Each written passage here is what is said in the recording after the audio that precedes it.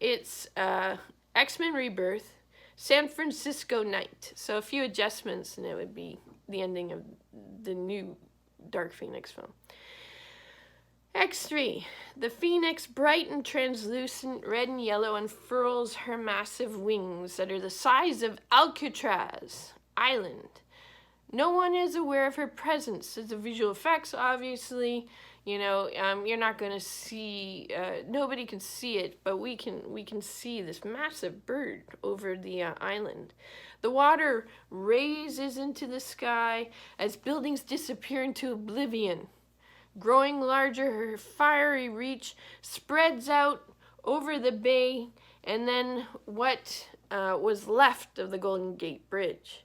The Phoenix's words are always whispered and overlapping, reversing and starting again. So this is an effect that the sound editors would repeat through the film. I'm not going to ever say it again, but and then we hear Jean Grey. And now this is traditionally where Xavier would introduce the film. And they actually took this cue, I think, and they placed it in Dark Phoenix.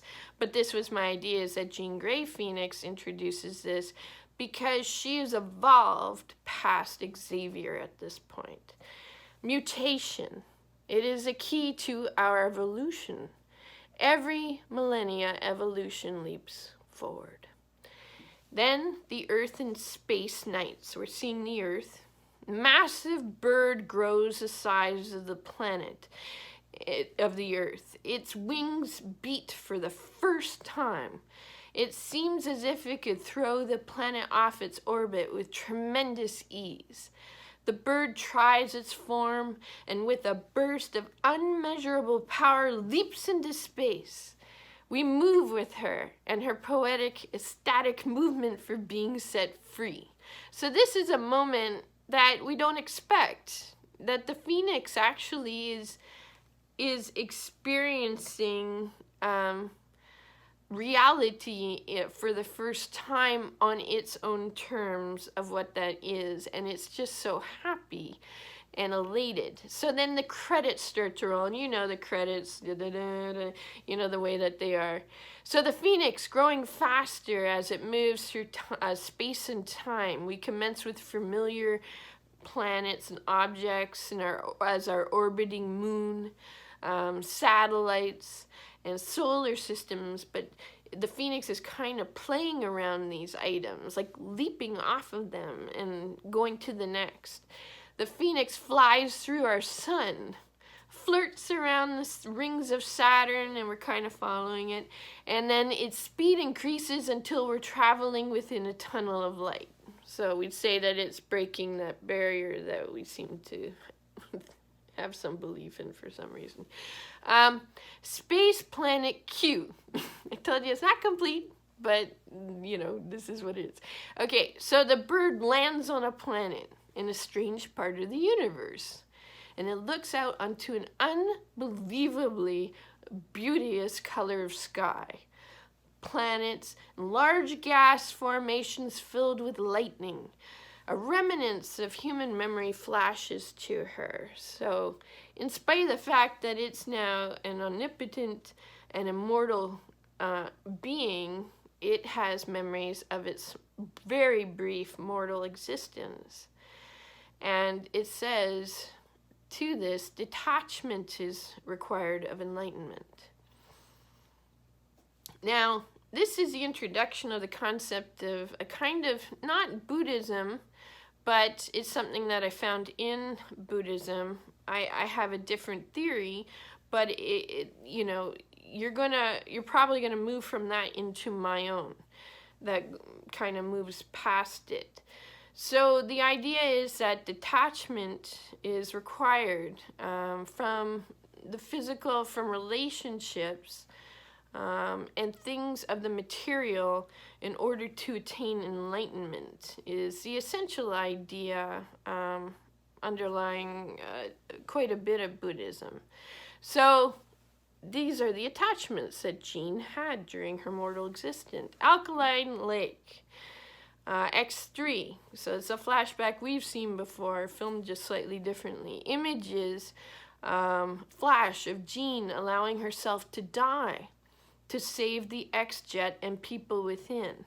So she's letting go of that physical existence, of her being pulled under by the water and her form commencing to ignite.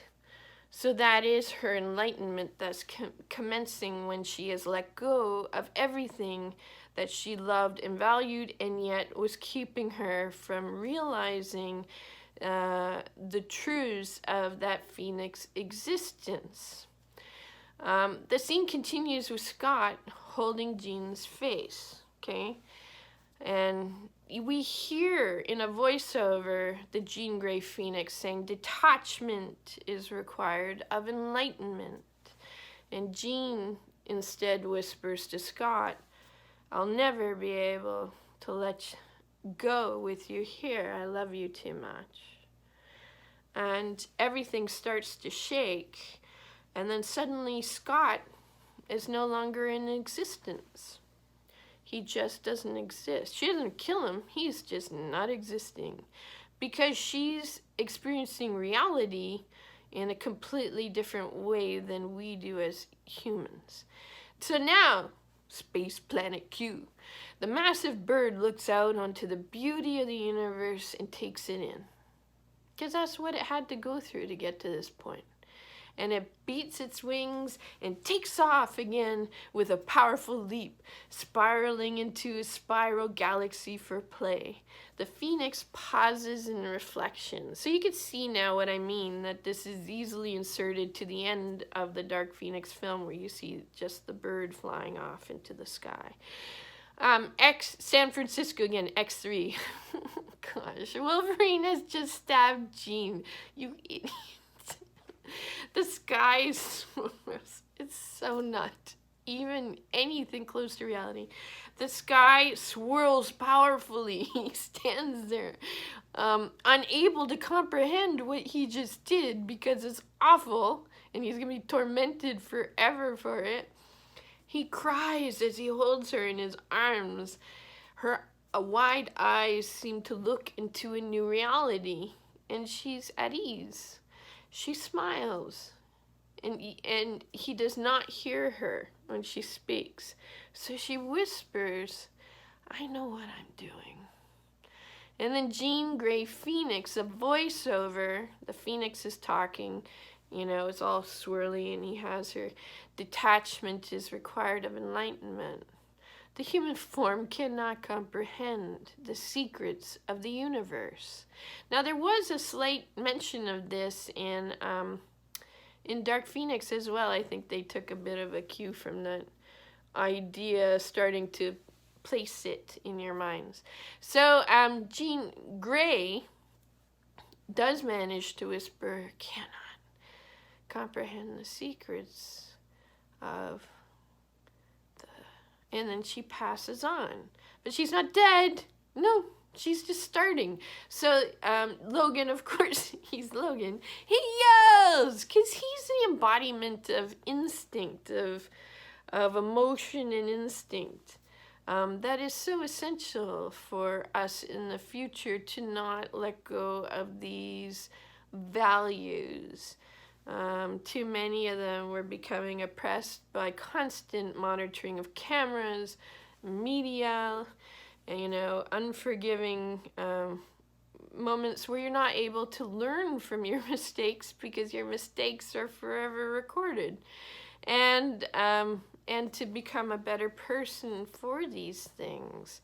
So Logan is still living that existence of a bundle of instinct and emotion, and in many ways Jean's struggle between Logan and psyops is between mind control in the future and valuing our more natural selves. And so this is another reason why I'm kind of shifting this. Okay, so X3. We're back in X3. Flashback of the Phoenix. Professor X and Magneto sit with our young Jean. And Xavier says, Jean, we are like you. And she says, really? I doubt that. And then we're back in the spiral galaxy, and the Phoenix emerges from the galaxy, and we hear Magneto's voice as it trails in the air, and he says, I like this one. So it gives you a sense of, the feel of the scenes.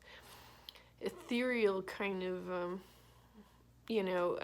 mind play the Phoenix is having with itself as it experiences life. So the Phoenix views a comet and flies through it, and then around it in play, it lands on top of a planet that seems strange and inhabited. Yay, Phoenix found life elsewhere.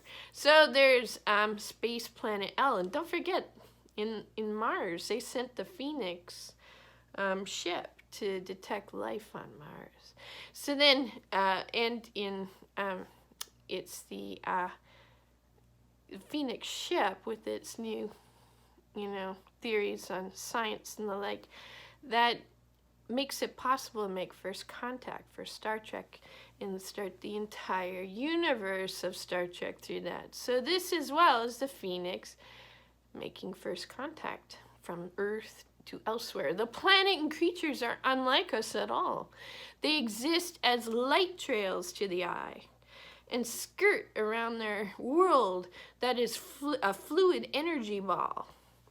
So it's not even like mass, landforms. It's like a fluid energy ball and bits of light, but they're alive. The massive Phoenix leans in to view one up close up. Its form is unseen, yet taking up the entire sky. So you get this idea of this very big bird kind of like looking, what's going on there? And it moves its head from side to side to view the creature better. Now we're at space planet L. The Phoenix is larger now. Could it get any larger? Interested in other life. She leaps from planet to planet, peering in, seeing what exists there. She seems to embody a lot of the instinctual emotion, but self-control, that we were talking about between these two kind of, symbolic influences on her former life. So the Phoenix leans in on planet F that has a surface that is oozing with mobile plant life. The Phoenix has an idea. Her head lifts up. It leaps again through the cosmos. Now we go through a space tunnel, and we follow it through a brilliant tunnel of light, and it lands on Earth. Came back to Earth, except now it's morning, but it's back in time. So the Phoenix is now moving through time with tremendous ease and space. The Phoenix peers onto the planet that has roaming dinosaurs, a brilliant sunrise spilling onto the world. Several raptors tear into a baby dinosaur that cries to its parent that is terrified and unable to approach. So the Phoenix has seen things in existence that are troubling as well, that have to do with detachment and attachment, and in questioning these elements of what is life itself. And the Phoenix looks nearer and is repulsed. Detachment is enlightenment. And this is what the Phoenix is saying in a voiceover. But as I said, it has that voice effect, where it reverses and is speaking. So the now space Earth. The Earth spins around the sun like an atom. Oh wait, no, I went past a little bit.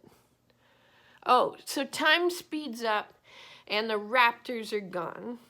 The carcass melts into the ground, a tree grows where it was, and then the Earth spins around and around the sun like an atom. And then we hear the Phoenix voiceover again, Jean Grey. Is this anything? Why does this exist at all? The Phoenix is larger and takes off into the universe into a tunnel of light, and it comes to a stop. So it's taken in all of this information, and it's going to have a big think about it. But now we have a flashback again. And it's something new. It's a flashback, but we haven't seen this in the previous movie. So it's a government genetics lab evening. Jean is working late in a lab with a coworker, so she's working as a geneticist here. Ellen: so what's your excuse for being here? Jean Grey: I have to get these samples to testing or I will miss a deadline. Ellen: in other words, your ass will be grass. Jean Grey: if you want to word it that way. Ellen pauses at a large graph on the wall that has equations and question marks on it. Scientists can be such bastards. Jean Grey says, what? Ellen says, human DNA. You know, scientists, we're all about our graphs and charts. You know, they name women XX so that they'll always be stuck on the horizontal graph line. Jean Grey says, I don't get you. And, you know, there is a good point to be made that there is a corruption that likely has occurred there with the genetic creation when you look at a good deal of the phraseologies used in it. It's a very questionable abuse of science that we'll go into another time that I've kind of taken on. So they'll always be stuck on the horizontal. And Jean Grey says, I don't get you. Ellen traces her finger up the y-axis. She says, only men get the y-axis of the vertical movement in life in their DNA. It's like in them. So women are only able to attain mobility in life through a man. When you want to keep something under control, you name it X. They want to keep us that way for forever, for all of existence. And Jean removes her glasses and looks at the graph. She goes, that's monstrous. And Ellen says, that's why your name is so cool. And Jean says, what are you talking about? And Ellen says, if you put Jean and Grey together, you get the Y gene. You are the only woman you are the Y gene chromosome. You are the only woman I know who is one. Don't tell me you're a geneticist and you never thought of that. Jean stares at the graph. Makes me not want to be human. I'd rather, be one of these mutant freaks. And Jean places her finger on the graph where the X meets the Y and moves it up as well. And she's thinking about this because, the X-Men is all about geneticists. It's all about the future and where we're headed with genetics. And you get into some really dark areas where, the entirety of World War II is based on this concept of genetic purity, eliminating all the other people who are going to be causing issues genetically. And even Jean Grey is kind of fascinating for me because all of her genetic traits, her hair is red, her eyes are blue, her skin is very, very light. These are all recessive genes in genetics. She's not meant to exist in the future, but it's something else within her genetics that actually causes her to evolve past everyone in her time and to be the future. It's really kind of a neat thing. And, we get into, I don't agree with what they did with Magneto, having a Holocaust victim who has seen the worst of these abuses of genetics, becoming a monstrous individual who hunts others. There's, and we'll get into some of the politics of why some of these things came about, but this is all in a very large way about genetics. And so that's why I have her as a geneticist. She is a geneticist. She's a mutant gene. She's a female, the only female who's going to be able to undo this situation that bad people caused. So then,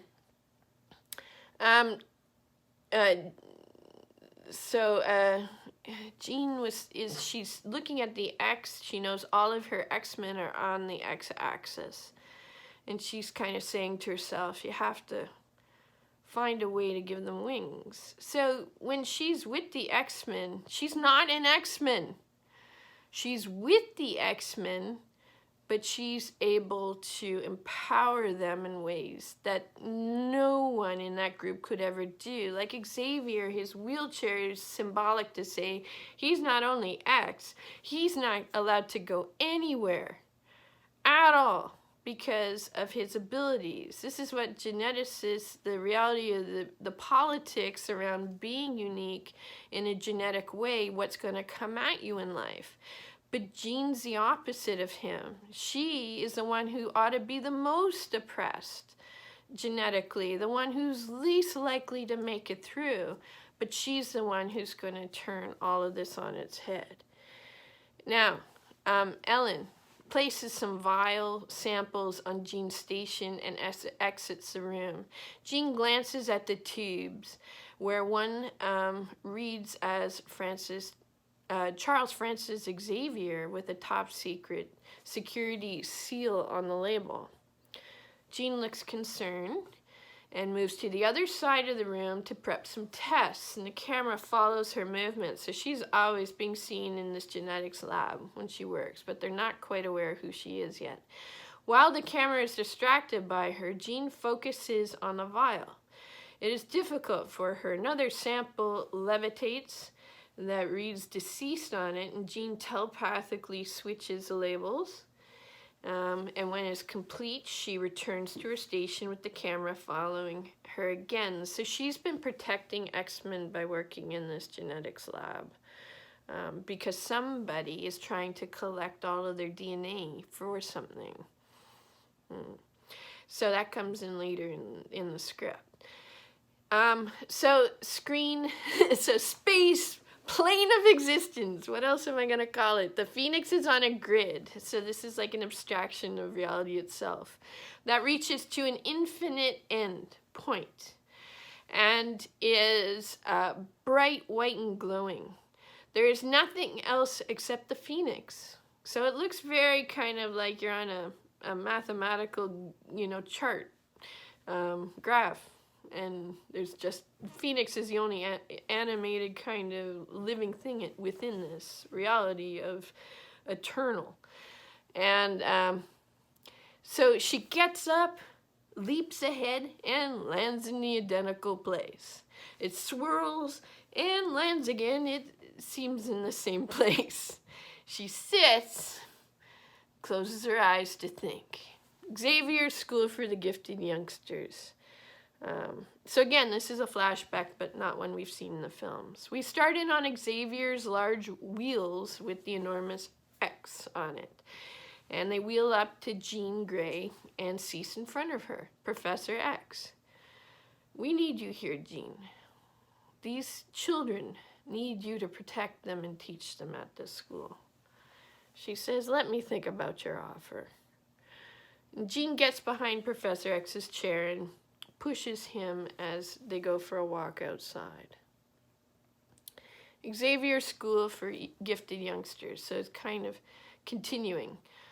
I do miss the school. You've built a beautiful place here, Charles. And Professor X says, we are like you, Jean. And this is what the voiceover of what was said before. We are like you, Jean. She goes, really? I doubt that. So that's what you hear as she's walking away, pushing him. Space plane of existence. So she has unlimited mobility up in anything within existence. And she has no XY, she has no XX, she's just the Y gene. Nothing can stop this woman. So, space plane of existence. The Phoenix is meditating. The words trail in the air. Really? I doubt that. So we circle the Phoenix. We circle the Phoenix that sits in quiet contemplation. Her eye twitches. I use wording in the script that I would not ever use myself in real life. I'm so particular. with my phraseologies. It's actually very agitating for me to live this way, but it is what it is. Okay, so Jean Grey's childhood home, afternoon, X3. The large X of, so this is when she's finally standing up to Xavier, who's kept her back from realizing this potential her entire life. The large X of Xavier's wheelchair is pushed back into frame, and Jean gets up out of her chair. Now, she's taking a stand on her own against Xavier and everything. She just knows this is something that she has to do to be her. And what I've done is I've used the old footage, and I said you could adjust it to the new film or whatever, but I use the same footage because all of these cues are in the original film. There are weird little things these actors did, or choices with the script they made that are not, that if you think about it, were really kind of weird. So then, she pushes him back, she gets up out of her chair, water is flowing upward, everything with Jean goes up into the sky in the kitchen, the furniture lifts, and Xavier hears the phoenix in his mind. And she says, I have right now, I am the Y, Jean Xavier, but I think that I would adjust that to say I am not an X-Men Xavier. And he says, I know. She says, you always knew. And she lifts, Xavier out of his wheelchair and into the air. And everything becomes quiet and time appears to slow. And Xavier hears the phoenix in his mind. Voiceover. It says, you always knew. And you were holding me back, Xavier. I will take them farther than you may ever dream. Detachment is required of enlightenment. And Xavier smiles, and he accepts this truth because he knows what she means. And the student, he says in his mind to her, the student surpasses the teacher. And she says, do not try to control what you cannot comprehend. And he says out loud to her, do not let it control you. And Xavier resigns himself, turns and smiles, and disappears from existence. So she's gone past the barriers of the mortal, physical world that is keeping her, and she's nearly there. So Xavier's voice trails away. Xavier, the question is, in the voiceover, will you control that power or let it control you? And the phoenix sits in contemplation with its eyes closed. Kind of neat. It gets to this point where it's thinking of this small little mortal that asks this one question of it.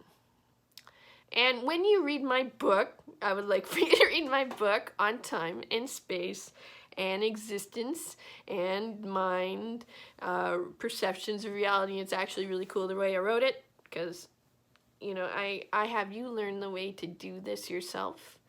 You'll see what I mean in this little bit I write here. And it's so important because this alters so many fundamental arguments in philosophy, theology, some religion, but in a way that really brings everything together in a way that makes sense. So it says, all of a sudden the phoenix is saying, detachment is required of enlightenment, and the human form cannot comprehend the secrets of the universe. And it sits completely still as we slowly move in on it, and suddenly its eyes are open, and it says, enlightenment brings you to attachment.